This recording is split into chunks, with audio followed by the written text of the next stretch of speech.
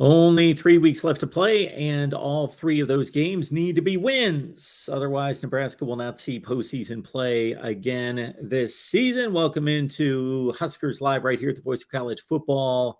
Next 60 minutes, we're here talking Nebraska football with you. Leave those comments and questions in the live chat. We will get to them. Greg Peterson's here, as always, from Husker Online, and you can catch his work on Husker Online video right here on YouTube. Greg, how you doing tonight? Hello, sir. I'm doing pretty good. I hope everybody else out there is doing well today. All right. Well, I guess we'll get into it. Nebraska scored on the first 2 series of the ball game, led 10-0. But this is just a different offense when Casey Thompson is not on the field. That's all there is to it. It's not anything close to the type of efficiency and explosiveness that they have with him. Yeah, obviously there's a gaping hole there when Casey Thompson's not in the game. And, quite frankly, the last 2 weeks, Nebraska has had a great game plan going in against both opponents. And, rewinding into last week when Casey Thompson goes down, the wheels kind of fell off of everything. And then this week with Minnesota in town, again, they were rolling. I was shocked. I mean, I hadn't even looked at the stats, up there on the big board and stuff, and was kind of shocked when I went into the media room at halftime and looked up, and I saw rushing yards for Nebraska was 110, and Minnesota was -7. I mean, the defense has played really well last 2 games, but the offense let you down. And, I actually thought Chubba Purdy at times was looking pretty good in the first half. I liked his decisiveness when he decides to run. But obviously, the big thing lacking there is throwing down the field. But they were in control of that game, 10-0 going into the half. And it's like, I don't know how many times I was talking to people next to me saying, who are these guys? I mean, they were looking really good.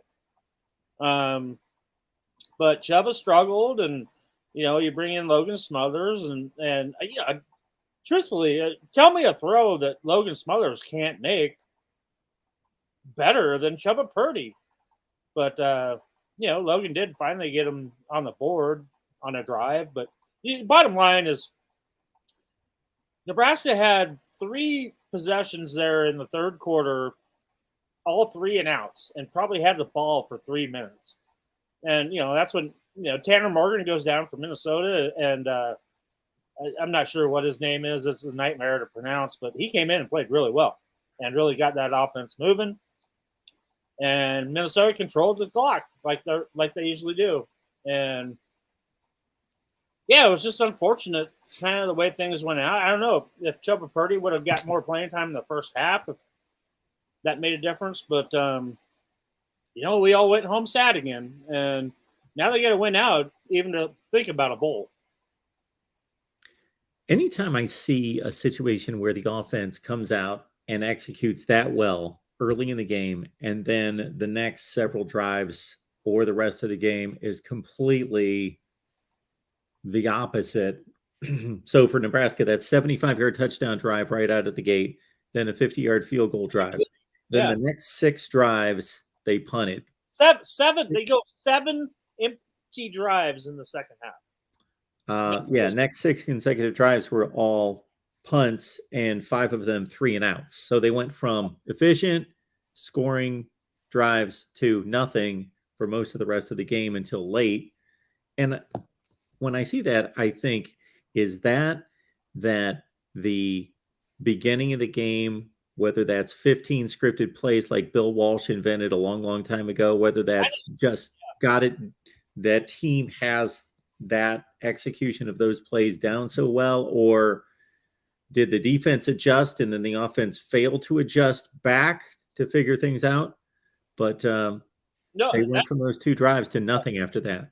No, that totally comes to mind, is that, the first, like you said, 10, 15 plays scripted. went off without a hitch, and then everything kind of changed. It just seems like every week it's something different. Where Nebraska's they're playing tough, they're staying in the game, and then the wheels fall off because of one reason or another, and just been snake bitten. And boy, all I can say is I remember bowl trips. They used to be fun. I don't know what they are like anymore, but I miss them. That's a long dry spell. 2016 was the last one. So 15 through 22, that'll be 6 consecutive seasons. No bowl trips. Yep. So yeah, Shepard Purdy, Logan Smothers come in 11 for 26 between the two of them. That's not necessarily going to get it done. And the guy that completely takes out of the game, of course, Anthony is Grant. the guy that was exploding all over the place is Trey Palmer. Well, Anthony Grant was dominating that first half as well. Sure. But in regards to poor quarterback play, right. Takes Trey Palmer out of the game. I had commented too that I think Trey Palmer had more drops than he had catches on Saturday.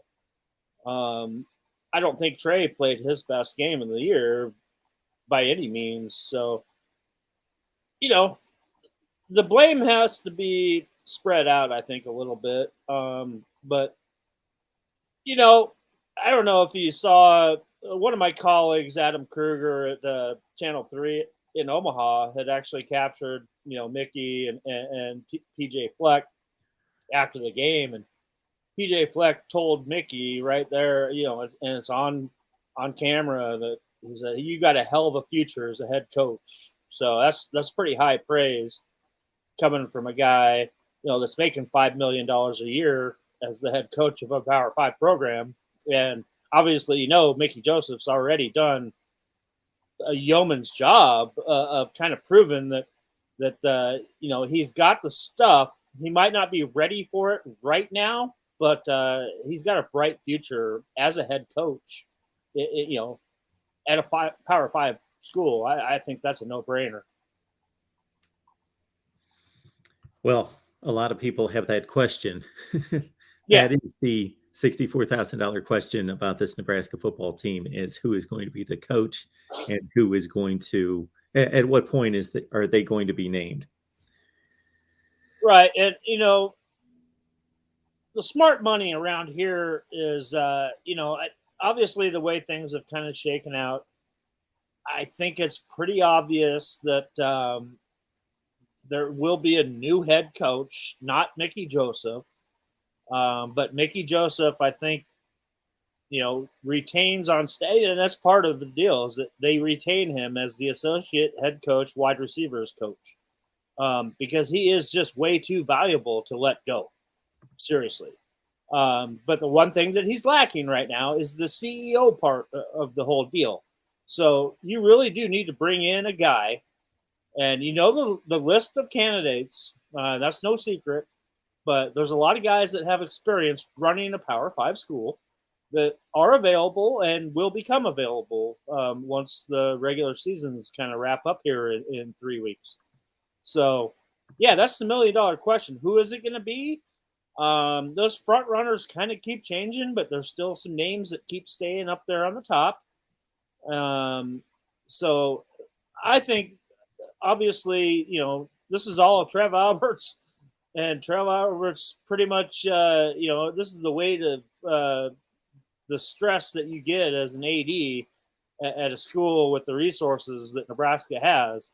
And plus thrown on top of it with the incredible facility that is, getting closer every day to being done. And I don't know if you saw or I'm sure a lot of our viewers have seen the blueprint, the video they put out last week with the basically showing you the finished product, which is absolutely incredibly amazing. That it's like the Taj Mahal of football. There's nothing in the country that comes close to what they're constructing there. And I mean, it is getting closer every day. I mean, all the concrete's been poured, all the steel has been laid.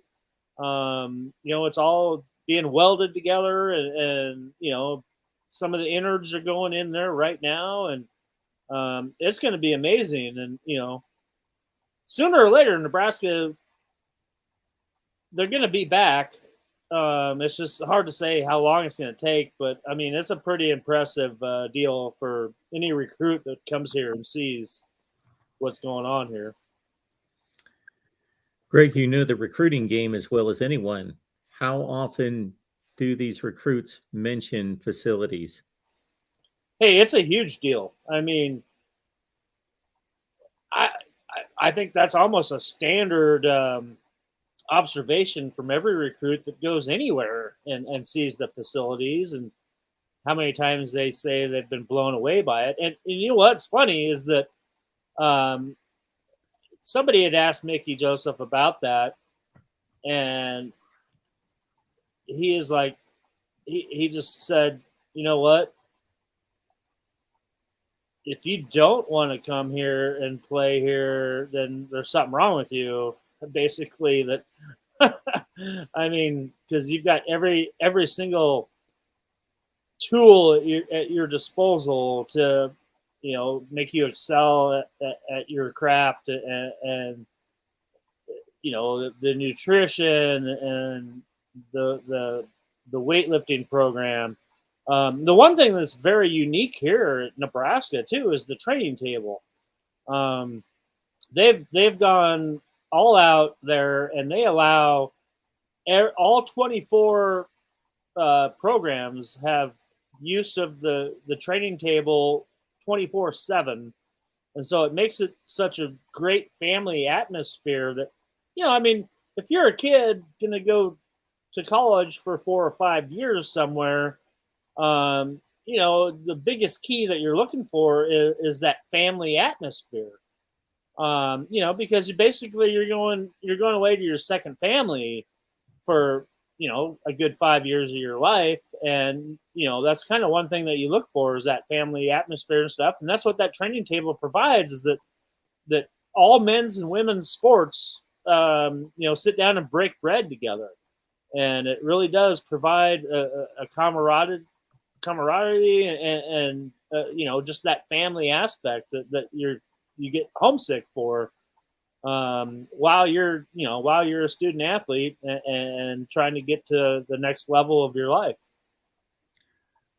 Folks, you found us for a second consecutive Monday. We're here at 6 Eastern, 5 Central. So appreciate you being flexible. Greg's been flexible. You're flexible.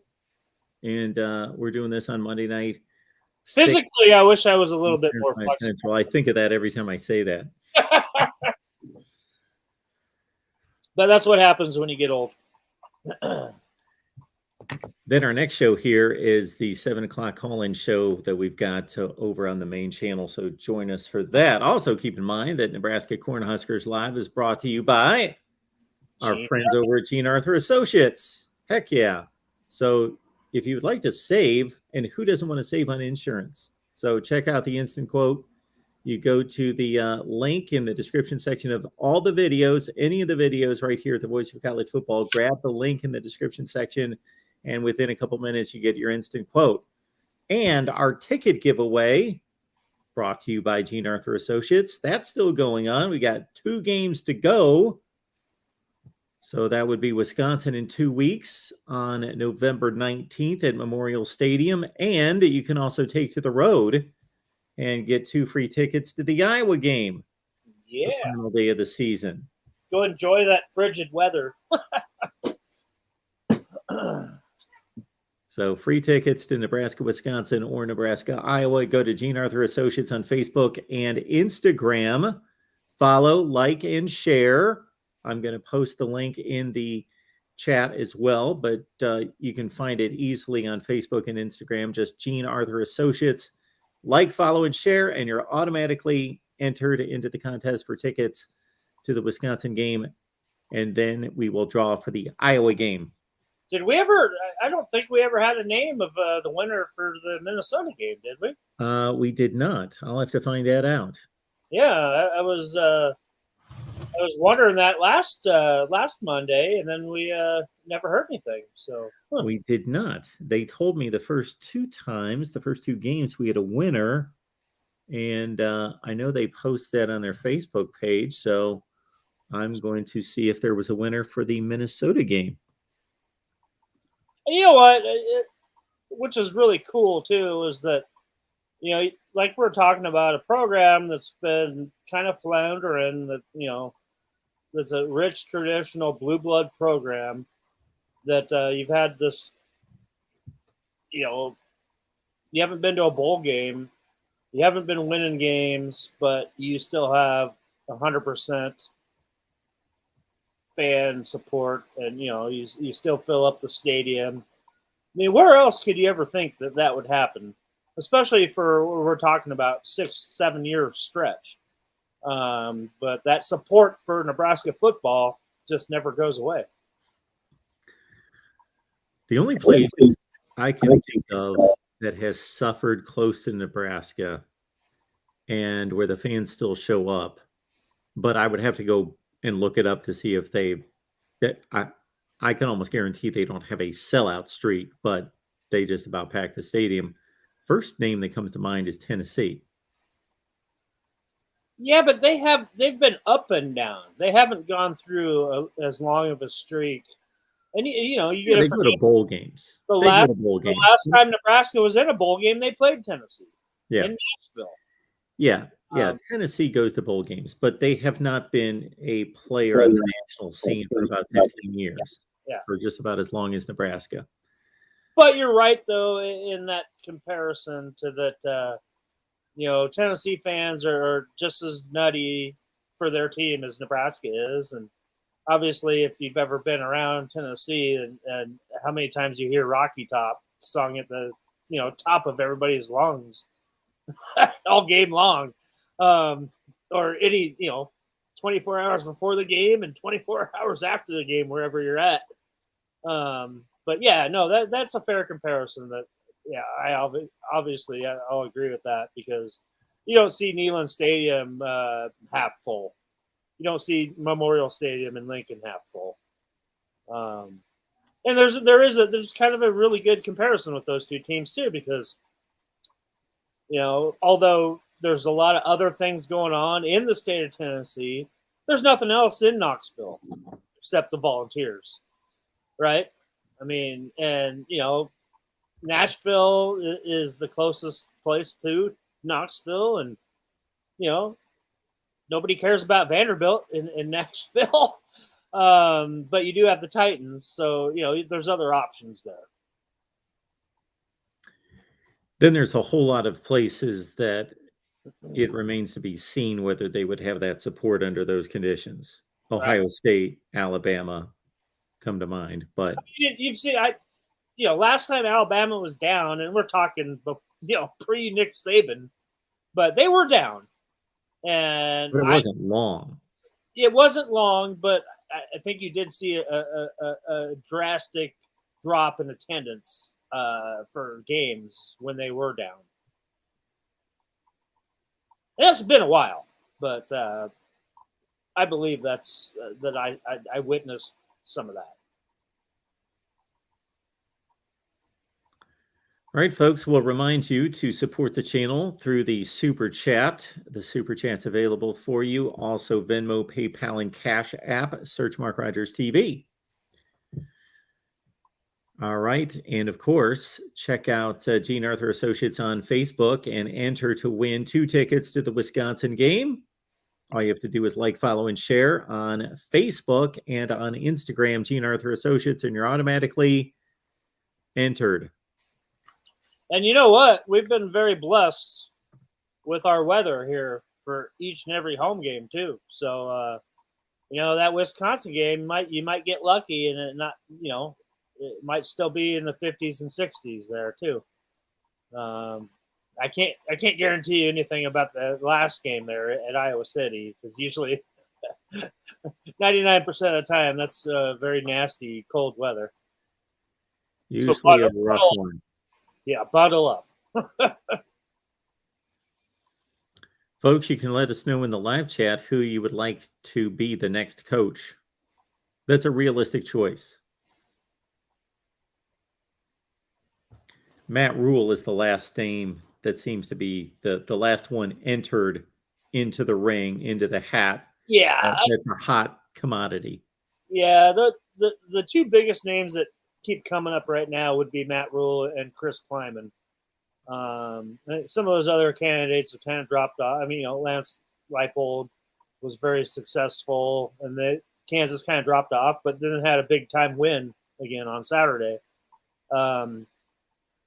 But Trev Alberts has a plan. I know he's talking to everybody, and right now, it would be nice to be a fly on the wall in Trev Alberts' office. Obviously, kind of funny too. I mean, last week, we were down, waiting for Mickey Joseph on Thursday for his post practice press conference, and it got leaked out that there was like an emergency Board of Regents meeting going on, an impromptu Thursday meeting, and a lot of the radio media kind of took off with that, thinking that there was going to be an impromptu press conference called, a day and a half before I heard it. Yeah.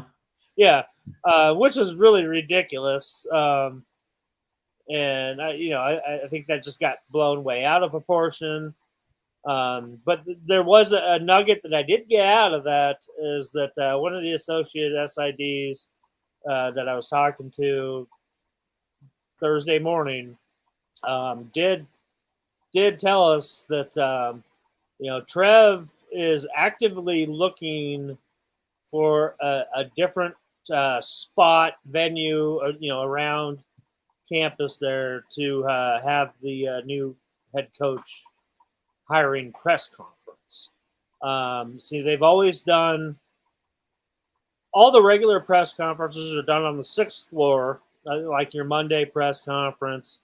That's done on the 6th floor of the press box. Now, when they've always done new hires, they always go down to the 3rd floor, the club level floor, where there's an open area, and there's concession stands there, which are not open when they're doing these formal press conferences. But so the last two that they've had there actually got really out of hand. There's so many people there, people dressed to the nines, all your boosters and everything that attend these. And the last two, basically, I'm talking about was Scott Frost being hired and Trev Alberts being hired. So it was kind of crazy because there's an open area there in this area that the 4th floor above it, you can look down on it. And so it was packed with people too. It was like standing room only. So they are looking for somewhere else where they can, because they're expecting a ton of people to attend this thing when it happens.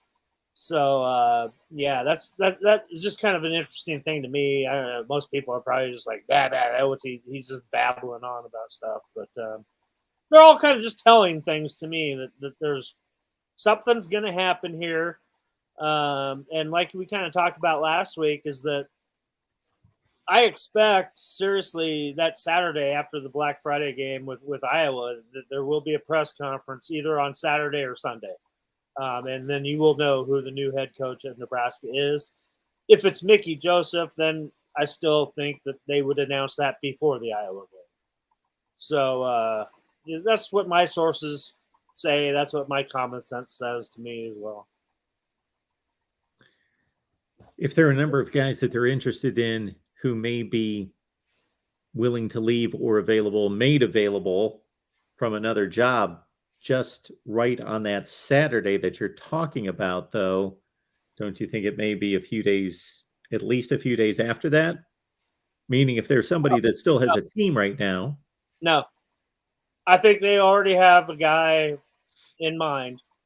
A guy that either, because you see more times than not, well, maybe I'm wrong there, but you see a lot of times where, you've seen it here, that they've got a guy they're going to hire, and they're going to do it as soon as the regular season ends.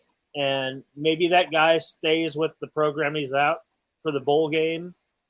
But you saw it here. It was kind of funny when Bub Pelini got fired, and they announced they were hiring Mike Riley, and Nebraska was in a bowl game that year, and so the whole month of bowl practices, you had Mike Riley and his staff watching Nebraska practice with Bo Pelini's assistants running the show. Kind of strange. But and then when Scott Frost was hired, it was still announced at the same time, and everybody knows that Scott Frost wanted to stay with UCF, because they were undefeated and finish out their bowl game and everything, and so it was still kind of the same thing with except Nebraska was still not practicing at that point for a bowl game and stuff. So they want to get in, and you have to factor in the early signing day coming up here. It's only like a month away, so you have to have something in place, to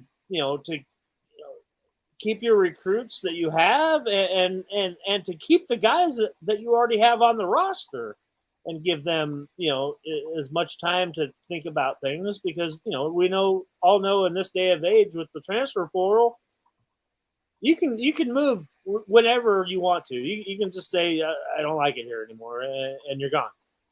So they're doing this absolutely the first chance they get, when they can, because another factor that goes into this is retaining Mickey Joseph on this staff, regardless if it's the head coaching job or something else, because he is the glue right now that's holding together this recruiting class. And we keep seeing them. They keep signing guys, and they keep getting commits. It's crazy. So, yeah, for a team that's only got 3 wins, it's been sitting on 3 wins for how many years now? To still be getting quality recruits committed to your school, knowing that they don't win a lot of games. Bo Pelini's 7th and last season was 2014. He got fired. They were 9-3. So he did not coach the Holiday Bowl. Yeah. Did the rest of the staff stay in coach?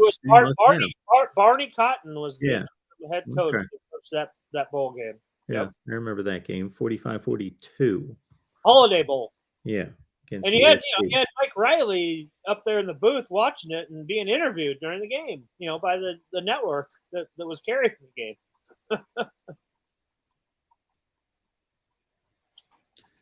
Yeah, so that was in 2014. Riley's there in 15 and 16, and they go to a bowl game one of those years, but not the other. They were number 7 in the country that year. They were 7-0 to start the season, and were ranked in the top 10 under Mike Riley. Yeah, well, and then kind of floundered the rest of the way, and ended up playing Tennessee in the Music City Bowl. They floundered, and the schedule was backloaded. Yeah. As soon as you had to play Ohio State and Michigan, you kind of came down to earth.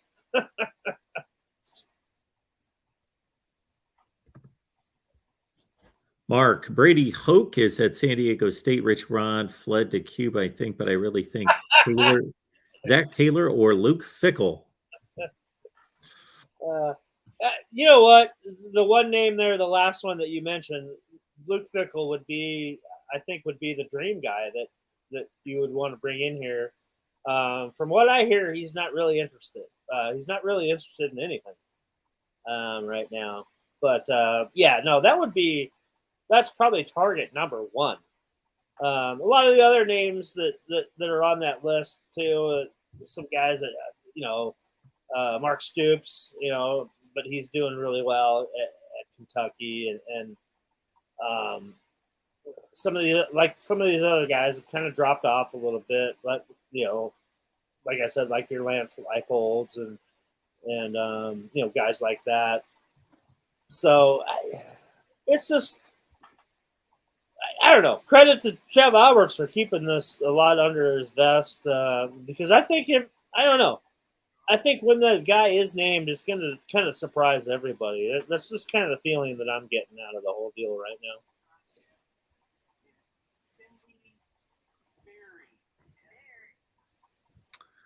We did have a winner for the Nebraska Minnesota ticket giveaway. I'm watching the video right now on Facebook. Cindy Sperry. Congrats. I hope she went to the enjoyed it. game. Yeah.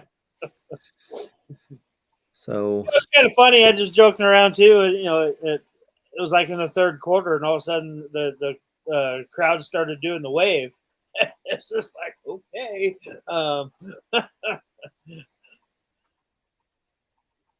I mean, I'll just say, the atmosphere was really good. So I hope she enjoyed herself. absolutely. And the weather, I mean, for November, the weather was really outstanding. Yeah, it's been nice. Yeah, it's been nice. Yep. I was overdressed wearing long johns and 3 layers of stuff. Well, if you're anything like me, I'd rather be too warm than too cold. But I had, I had to leave the house at 7:45 in the morning, and it was still, I don't know, I think it was like 41 degrees when I was leaving the house, and so you gotta be prepared, right? I took my jacket off at halftime. How's that? That's a nice thing to be able to do in November. Yeah, absolutely. Take the jacket off. I did that today when I was outside. I didn't realize that it was going to be that nice out. Took the jacket off. Well, the Huskers are headed to Michigan. Oh, boy. Is there any reason to be optimistic?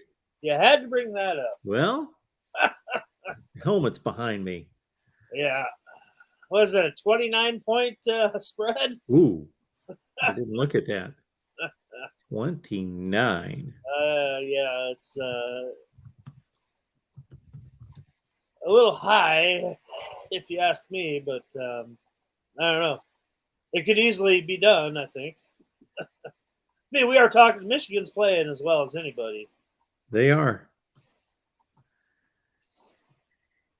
Yes. 29, and the over-under is 51. Only 51. I was thinking Nebraska's going to score around 20. Wow. No, they're not scoring 20. It's going to be 40-11. Okay. There's 29 points right there. Yeah, there you go. I mean, actually, when I think about it doesn't shock me all that much.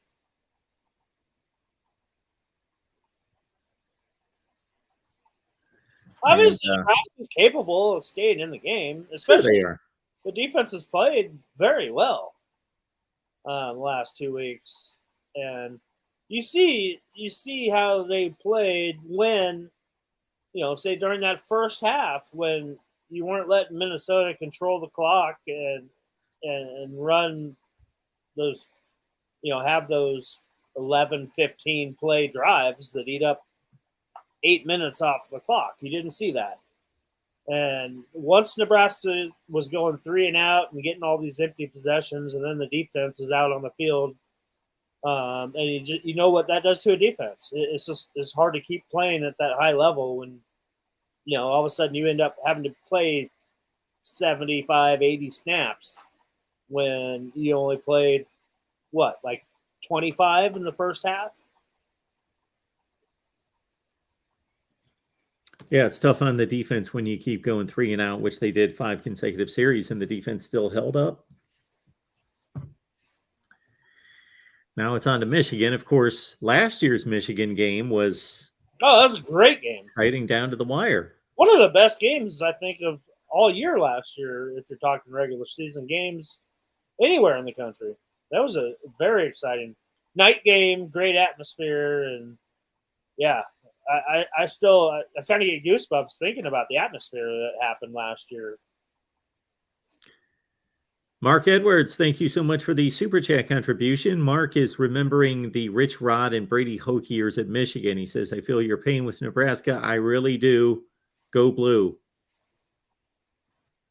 Yeah, it's nice that Michigan bounced back from that too, and Jim Harbaugh. No matter what you think of him, he's done a pretty darn good job at Michigan. It took a while, and that Ohio State thing is always hovering over Michigan, obviously. And last year, they broke through and kind of stopped the bleeding with that series, and they were in the playoffs last year, and hey, they could easily make the playoffs again this year. So Michigan's playing at a super high level, and I mean they deserve to be favored heavily in this game, but I think 29 is a little bit of a stretch. I mean, I might even call in. That is pretty healthy.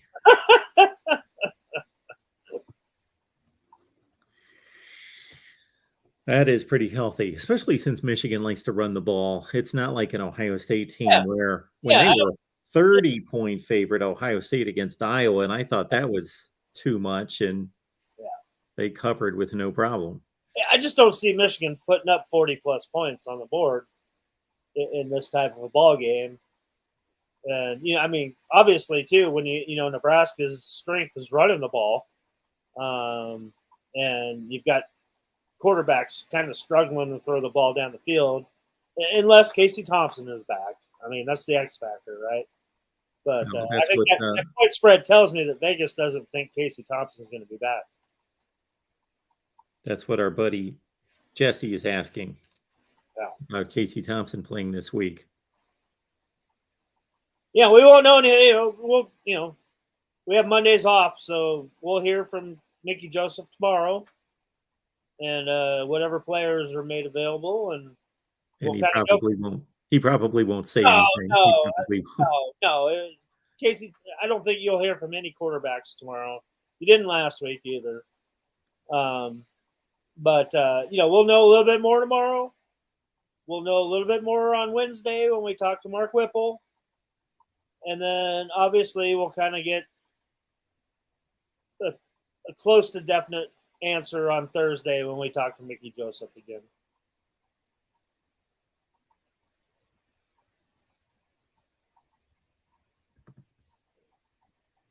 I will tell you this, though. I was observing him on the sideline.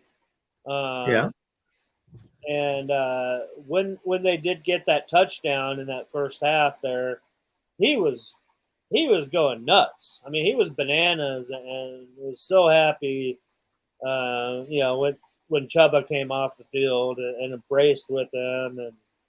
And so, obviously it's an arm injury and stuff, and so it's kind of hard to kind of gauge where he's at just by reading his body language. But you could definitely tell that, it was killing him not to be out there.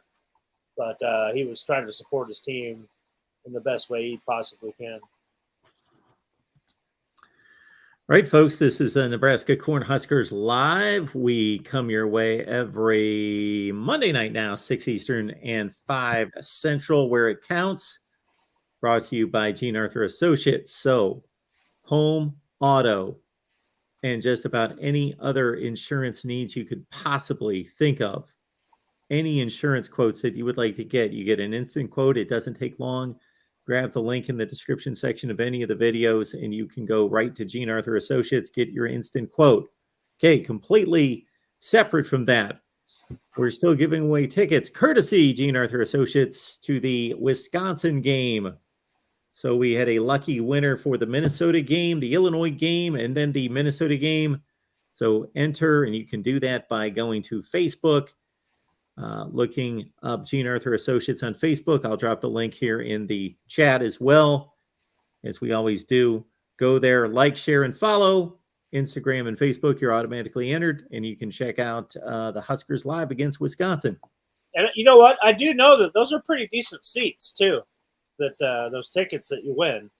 I'm pretty sure that they are in the north end zone. I think right around like row 70 or so. And that's pretty good. Those are pretty good seats. Very good. Very good, folks.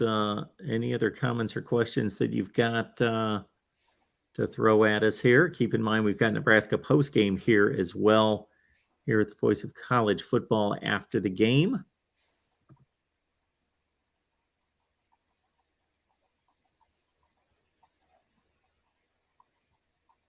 Was David taking over for Alan there, hitting the thumbs up? Yeah, Alan was here early. I don't know if he's still around. Alan's not used to us being on an hour earlier and on Mondays. Different day, different time. We're also simulcasting on the Michigan channel. So, hi, Michigan fans. Go we were Blue. looking for one of our Michigan guys to jump on tonight, but I couldn't flag anybody down. Well, then maybe I'll boycott the Michigan show on Wednesday then, huh? Serves them right. Yeah. What comes around goes around.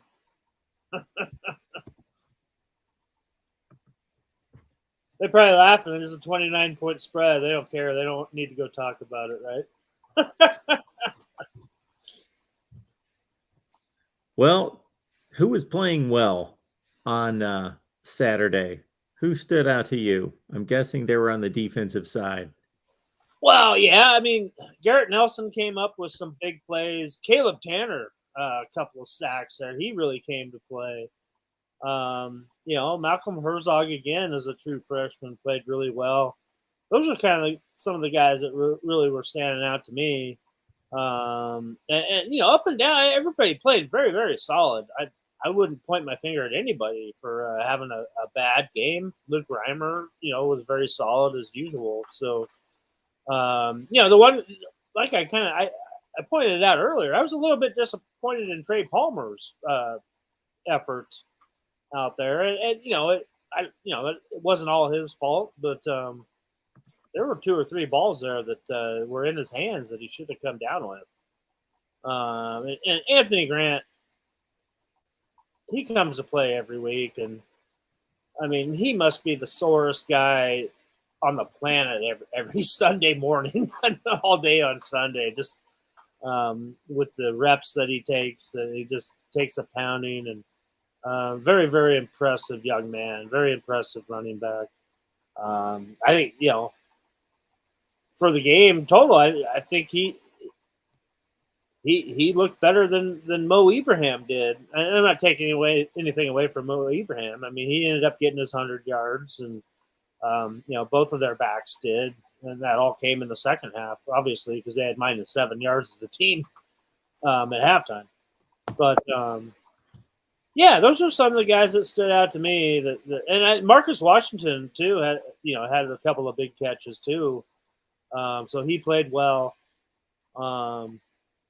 I just really, besides Chubba Purdy, I can't really come up with a name of guys that really kind of let me down a little bit. And I'm not trying to say anything bad about Chubba. I just think that the inexperience that he has really, really shined, really came through, and exposed him a little bit on Saturday. Huskers at 3-6 have to win 3 consecutive games to be bowl eligible. They've got Michigan this week. They've got Wisconsin. They've got a trip to Iowa. Sounds fun, huh? The Big Ten Western Division comes down to a big game this weekend with Illinois hosting Purdue. Illinois wins, and they continue to have control of the Big Ten Western Division. If Purdue wins, then the winner of the Iowa-Wisconsin game, since both of them defeated Purdue. Wow. The Iowa-Wisconsin winner would tie all those other teams, and if they win out, then they would win the division. But there are so many different scenarios. You got 5 teams in play right now. Everybody but Nebraska Northwestern has a shot. Oh, yeah. Always thanks for lumping us in there with Northwestern. Well, the only win on their schedule, Nebraska. Northwestern hasn't won since August. Yeah. They were the kings of the Big Ten in August. Oh, boy. Top of the power rankings in August. Yep. I still can't get the thought of Pat Fitzgerald walking by myself and Steve Sipple there hour after the game in Dublin and waving with a big smile on his face at us. He hasn't smiled since. I don't think so. 8 straight losses. Absolutely. Folks, also join us on Discord. That's on Patreon. Go to patreon.com, search MarkRogersTV, and you can talk college football all the time on Discord. What do you guys have posted this week on Husker Online? I don't know. I never go to that site. Yeah, I mean, all of our weekly columns, Sean does a column on Mondays that's out there, and then all of our 3-2-1s and all the Steve Sipple stories and everything. Yeah, there's a plethora of stuff there, weekly, that if you're a subscriber to Husker Online, you're well aware of that. And, hey, Nebraska basketball opens up tonight as well. Their first regular season game of the year against Maine. Regular season game. Yeah, so you can get a little taste of that as well with our basketball guy, Robin Washut. And, recruiting coverage with Brian Munson, obviously, always, takes center stage as well. So, yeah, about everything you want to know with, the top site that covers Nebraska football. The most Twitter followers of any Husker reporters, media guys. You got the top 2 of them on the planet working for Husker Online. So plenty always going on. Obviously, powered by the On3 network, and you get plenty of national stuff from the On3 network as well. Greg, what did you see in high school football last weekend? Some upsets. Yeah, that was kind of surprised. So Friday night, Creighton Prep upset Elkhorn South, who in most everybody's minds was the best team in Class A, led by Nebraska commit Maverick Noonan. And their stud running back Cole Ballard, who also just got a preferred walk-on offer from Nebraska. This kid's prolific. He's been impressive his whole high school career, and kind of funny that when I was there earlier during the season when they were playing Papillion La Vista South, and Papio South's former head coach Walt Olson, who I ran into at halftime, was there watching the game. And Walt Olson is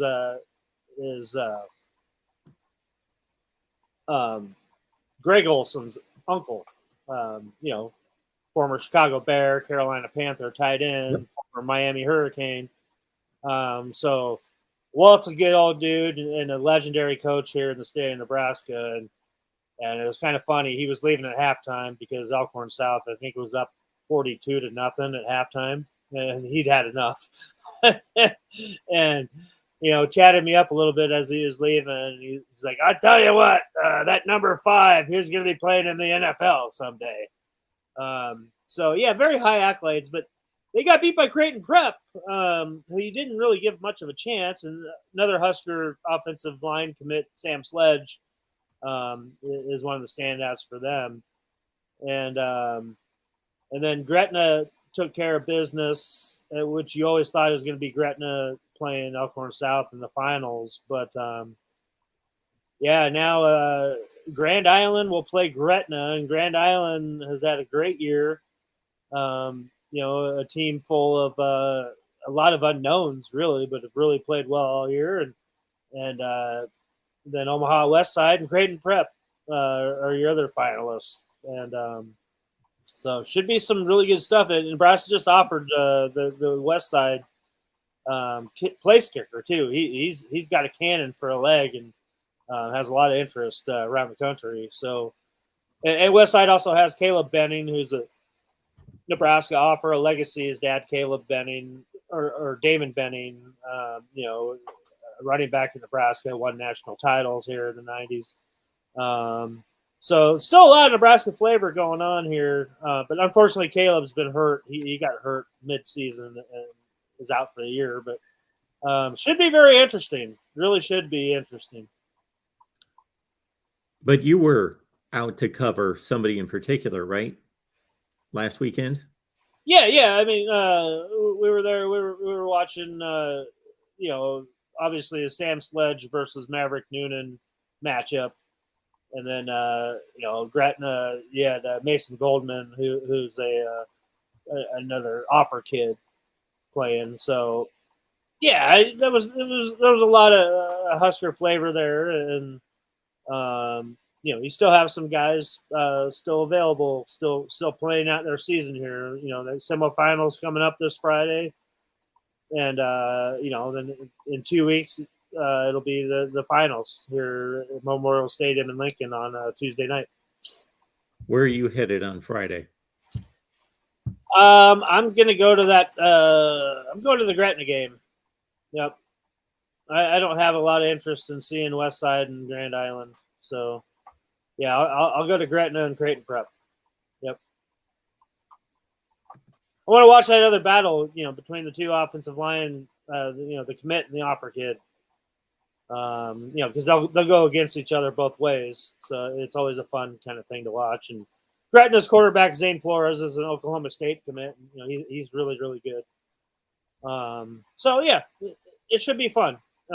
Creighton Prep has a really good running back, too, who Nebraska has interest in as well. So, yeah, that I think that's the game that I'm going to go to. I'm only going to see one. We're only going to see one as a team. My intern, Blake, had an opportunity to just do some sideline work for News Channel Nebraska at one of those games. I'm not sure which one. And you also have in Class C, Ben Bramer, the Nebraska tight end commit, is also alive, and they're the best team in that class, so they should be playing in Lincoln here in 2 weeks as well. So we'll get another chance to see him as well. National Signing Day is going to be here before you know it, folks. Right after the season, it's about whatever that middle Wednesday is. It's right around December 15th. Oh, it's coming up quick. Yep. We're about a month away. Well, we'll see everybody back here next Monday night at 6 Eastern, 5 Central. To get you set for the Wisconsin game. Nebraska and Michigan play at what time? 2:30 Central Time. Okay. On 2:30 ABC. Central, there must be an ABC. Okay, ABC game. Yep. Yeah, sure, they give them the 2:30 games when they're on the road and make us go there at the crack of dawn. But when we're playing at home. But, it is what it is. All right. Folks, any questions about the new coach? We've already addressed those, so please understand that you usually come in and check us out the final few minutes. Just wait for the video to post, and you can watch the entirety of the show. Absolutely. So one more time, Gene Arthur Associates, get there to the link that we just posted in the live chat to get your tickets to the Wisconsin game. You get 2 free tickets if you go like, share, and follow on Facebook and Instagram.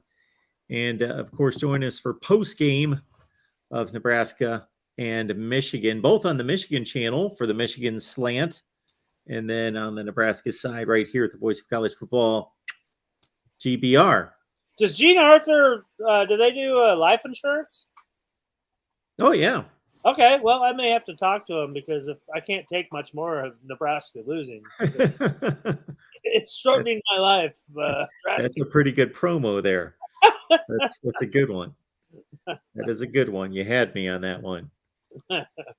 Shoot, yes. They got stress kills, Mark. all kinds of insurance. Yes, they can take care of you. If I don't get to a bowl game soon, I might need some big time life insurance. No, they can't call plays or anything like that, but they can take care of you when it all goes south. Absolutely. All right, everyone. Appreciate you being here. We're going to do a call-in show in just a few minutes at 7 o'clock Eastern time on the main channel. Join Greg on Husker Online. Get there. All right, Greg. Appreciate you doing this.